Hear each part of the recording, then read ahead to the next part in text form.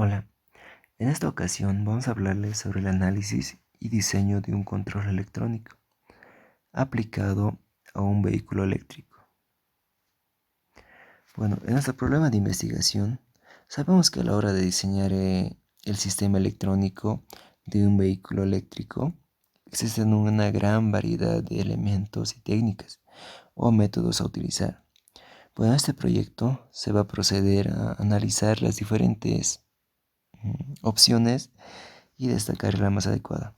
Ahora bien, entrando un poco a la historia, en el año 1821 en Londres, Faraday dio el primer paso hacia la creación del primer vehículo eléctrico, que convertía la energía eléctrica en energía magnética y de esa forma generaba movimiento mecánico. Como bien sabemos, en la actualidad existen un montón de vehículos, ya sean a diésel o gasolina, que generan una contaminación elevada al medio ambiente y por lo cual una de las empresas como es Tesla ha innovado en lo que es la creación de más vehículos eléctricos en la actualidad. Y esta empresa Tesla tiene una gran tecnología y esto dispone en todos sus vehículos en sus diferentes modelos. Ahora, los vehículos eléctricos existen tres tipos y son el vehículo híbrido en serie, vehículo híbrido paralelo y vehículo 100% eléctrico. Lo que nos interesa y lo que se anhela llegar es a un vehículo 100% eléctrico, que consta de un banco de baterías, inversor o convertidor y de un motor eléctrico, que en base a esto funciona este vehículo que va a ser 100% eléctrico. Máquinas eléctricas rotativas. Estos son un conjunto de mecanismos capaces de generar, aprovechar o transferir la energía eléctrica. Ahora bien, ¿por qué se le denomina generador? Porque transforma la energía mecánica en energía eléctrica. ¿Y por qué se le considera motor? Porque transforma la energía eléctrica en energía mecánica. Sistemas de almacenamiento de energía. Son las baterías, en este caso tenemos 4, como son las baterías de plomo ácido, baterías de níquel cadmio, baterías de níquel metal hidruro. La que más nos interesa son las baterías de ion litio. Bueno, estas baterías emplean como electrolito una sal de litio que consigue los iones necesarios para la reacción electroquímica. Esto es reversible ya que tiene lugar entre el cátodo y el ánodo. Bueno, su inconveniencia es que pueden llegar a explotar si aumentan mucho su temperatura. Metodología. Control PWM de convertidores DC. El convertidor también será controlado mediante modulación PWM. Ahora entramos en el control de método de tensión. Bueno, esto consiste en controlar la tensión de salida de un convertidor mediante la aplicación de pulsos PWM al transistor del convertidor. Bueno, esto básicamente se toma una muestra de la tensión de salida mediante un divisor resistivo y se compara con la tensión de referencia a seguir por el convertidor con un amplificador de SOR, bueno, en el cual se introduce un modulador PWM que compara la señal de SOR con una señal triangular. De esa forma se obtiene una serie de impulsos, como se puede observar en la figura. Control en modo corriente media. En esta ocasión lo que se controla es la corriente media por la bobina del convertidor. Como se ve en la imagen, es un diagrama de bloques de Laplace de un control de corriente media, en donde GI es el compensador y GID es la planta del convertidor. También vemos que FM es denominado ganancia del modulador y R sub I es la ganancia del sensor de cociente. Bueno, de esa forma está representado un diagrama de bloques de Laplace de un control en cociente medio. También ese control podría ser aplicado al convertidor bidireccional del vehículo eléctrico, pero tiene el inconveniente de que para poder implementarlo es necesario tener dos modelos en el plano de Laplace, uno para el funcionamiento como Book y otro para el funcionamiento como Bot. Esos dos modelos se podrían obtener mediante la técnica de modulador PBM. Bueno, ahora pasamos al control de cociente por banda de histéresis. Esto es un control aplicable tanto a voltaje como a intensidades en inversores y convertidores DC. Bueno, esto consiste en hacer que una determinada señal siga la referencia dentro de una banda de histéresis.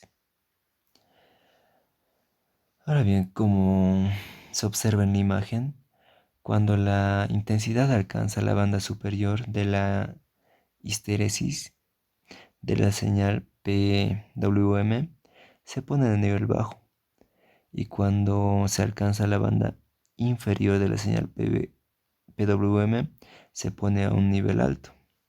Este control tiene la desventaja de que la frecuencia de conmutación de los semiconductores de potencia es variable y difícil de predecir. Entonces, por su sencillez de implementación y su excelente respuesta dinámica, es la estrategia de control utilizada para el convertidor bidireccional.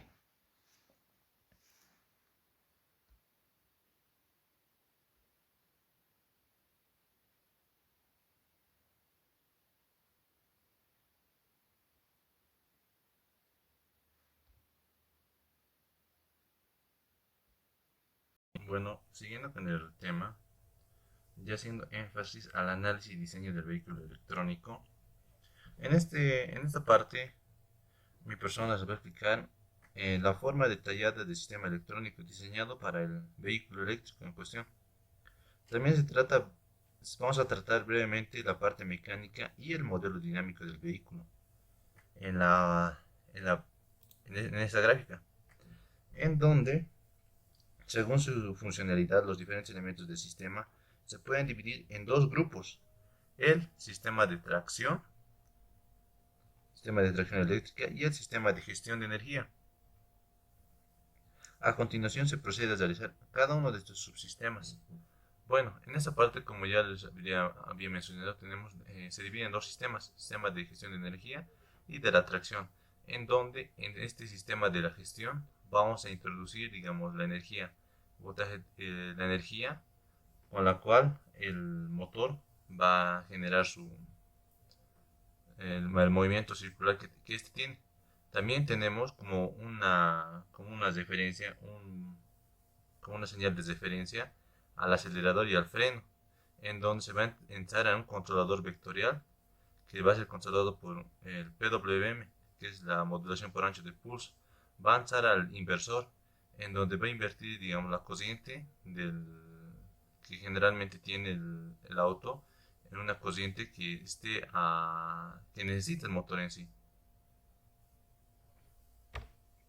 Bueno, el sistema de tracción eléctrica. Este sistema está formado por todos los elementos que hacen posible el movimiento del vehículo, como ser en sí el motor, porque es la parte principal del motor eléctrico, un auto eléctrico que tenga, digamos, motores eléctricos, ya que esta no va a usar ningún tipo de combustible fósil, como sea gasolina o diésel. Como ya les había explicado, como su señal de referencia va a partir del acelerador y del freno. Por ende va a entrar un controlador vectorial y se va a ir al inversor. De ese inversor va a convertir, dependiendo, digamos, de DC a AC o de AC a DC, a corriente continua, corriente alterna. En sí, En esta parte, las baterías que usa esta, por así decirlo, van a tener, digamos, una corriente DC, una corriente continua. Este inversor lo que hace es invertir eso, es lo que es en sí convierte la corriente continua en corriente alterna o viceversa. Bueno, en este proyecto lo que se va a usar es un motor síncrono de imanes permanentes.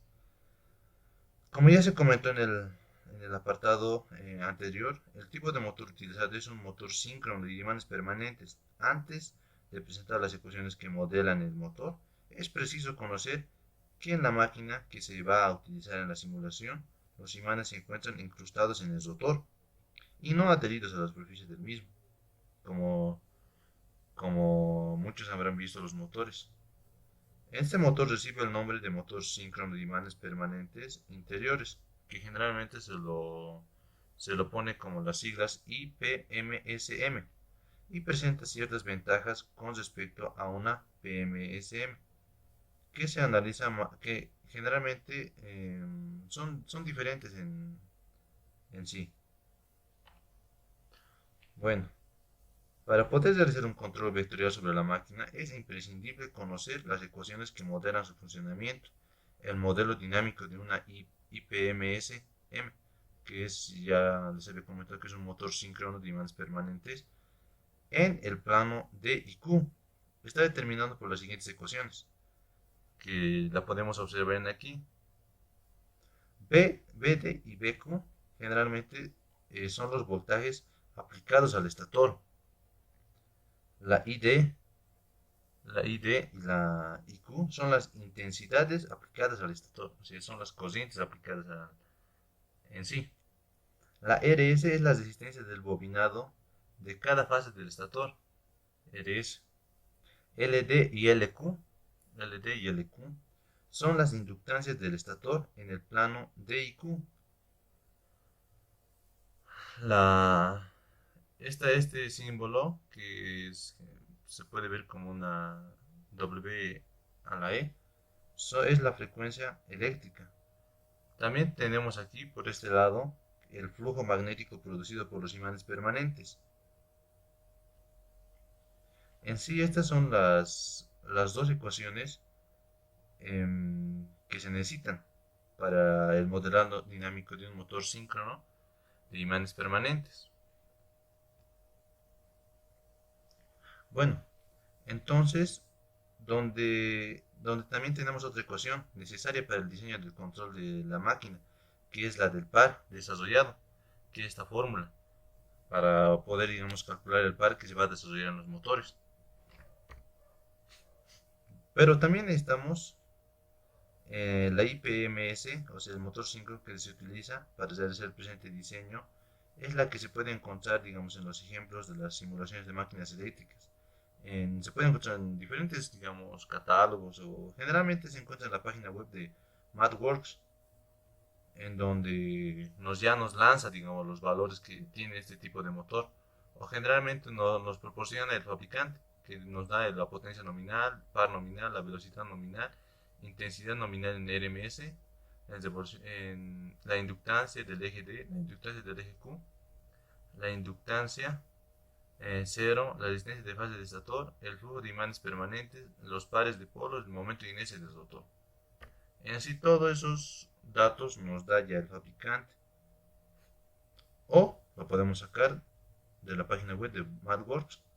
A continuación, vamos a estudiar en sí las señales de referencia que nos va a mandar el acelerador y el freno. El acelerador y el freno son los encargados de generar el par de referencia a seguir por el motor. Al acelerar lo que ocurre es que se demanda a la máquina que genere más par en sí, mientras que cuando se frena el par se reduce, haciéndose negativo. De esta forma, sumándose todas las referencias procedentes de cada uno de los pedales, se obtiene el par deseado, que se puede ver en la figura, en una tabla, digamos, en una gráfica, que aquí generalmente nos da el par de referencia generado en función del porcentaje de pisada en el acelerador y el freno en sí. Aquí podemos ver gráficamente, digamos, Si tenemos más, o sea, más porcentaje del acelerador, más estamos apretando. En general necesitamos más par motor. Pero en este lado, si digamos presionamos más el porcentaje de motor, en sí el par va reduciendo de forma eh, que se llama de bajada, pero aquí asciende en sí. Eso es lo que nos trata de decir en las señales de referencia. Estas funciones se implementan, estas funciones las que se les muestran en pantalla se implementan en Simulink con los bloques lookup table, tal y como se muestra en esta figura. Las referencias de par se calculan en sí cada 10 segundos. El cálculo de las referencias en Simulink. Aquí ya vamos a pasar al control vectorial. El par de referencia obtenido de las señales de aceleración y de frenado se introduce en el control, siendo este el encargado de que el par de referencia sea el par que genere la IPMS, o sea, el motor síncrono. Se representa en el esquema general del control vectorial. Se puede representar todo el control vectorial en este diagrama de bloques. En sí, vamos a pasar ahora al generador de referencias. Como ya les dije, las referencias lo manda el acelerador y el freno. Como su nombre lo indica en sí, la función de este bloque es generar referencias de cociente D y Q, convenientes a partir del par de referencia. Existen varias estrategias para generar las referencias de cociente. Una estrategia muy utilizada y también la más sencilla consiste en controlar el par con IQ y mantener ID a cero, siendo por tanto el flujo constante. En una PCM, esta es la única estrategia que se puede utilizar según lo explicado en la ecuación anterior. Pero en la IPMSM, que estamos nosotros poniendo a este a este auto eléctrico, existen técnicas más eficientes en sí para estos motores síncronos. Cuando el motor gira por debajo de su velocidad nominal, la técnica se utiliza en la conocida como Maximum Torque per Ampere y consiste en conseguir el par deseado con en sí la menor intensidad posible, como se observa en esta figura. Esta es una representación en el plano de IQ de los valores para que, para que en sí se consiga el par máximo con determinados valores de intensidad. La circunferencia representa los puntos en donde que el módulo de la intensidad es el mismo. Las curvas continuos puntos en los que el par es constante y la curva discontinua, para los cuales se consigue el par deseado con el mínimo de intensidad. Por tanto, el objetivo es calcular para un cierto par los valores de ID y IQ que pertenecen a la curva discontinua. Tenemos ya cómo se presenta la cociente D, la intensidad D y la intensidad Q, que es igual a este valor, es menos IDS por seno de beta. Y IQ es IDS por coseno de beta. Ya. En sí, la ecuación anterior se sustituye en la ecuación que ya se ha visto en esta ecuación. Aplicando el seno del ángulo doble, se puede describir como esta expresión. Para obtener el par con el mismo cociente se debe obtener el punto donde la curva del par y la circunferencia de la corriente son tangentes, es decir, el punto donde la derivada se hace cero. En sí, con esta expresión podemos, digamos, ver como nos dice que la derivada se va a hacer en sí cero, reemplazando en sí los datos. A partir de esta última expresión se puede obtener la cociente ID en función a la de IQ con esta expresión. Finalmente se obtiene el siguiente polinomio, este de aquí. El bloque PMC de la cociente de diferencia del generador de Simulink realiza todos estos cálculos y obtiene de IQ a partir de la ecuación, de esta ecuación, para posteriormente obtener la ID a partir de la ecuación anterior del encocido anteriormente que les he mostrado, que con esa se va a calcular la ID. Cuando el motor alcanza su velocidad nominal, también alcanza su voltaje máximo y su potencia máxima. Por tanto, para poder aumentar la velocidad por encima de la nominal, se hace necesario disminuir la corriente Q y aumentar la D, decrementándose de esta forma el par y el flujo de la máquina, lo que permite sobrepasar la velocidad nominal, respetando los límites de voltaje y potencia del motor. En este caso, la estrategia para generar la corriente de referencia se denomina debilitamiento del campo magnético. A partir de esas ecuaciones se puede obtener la referencia ID en función a IQ, a partir de estas referencias que tenemos. Bueno, pasamos ya a la siguiente, al regulador de... En sí, eso sería todo, ingeniero. En conclusión, pudimos observar, digamos, los diferentes sistemas de control que existen en varios casos en una vida cotidiana. Por ejemplo, en este caso sería el control de un vehículo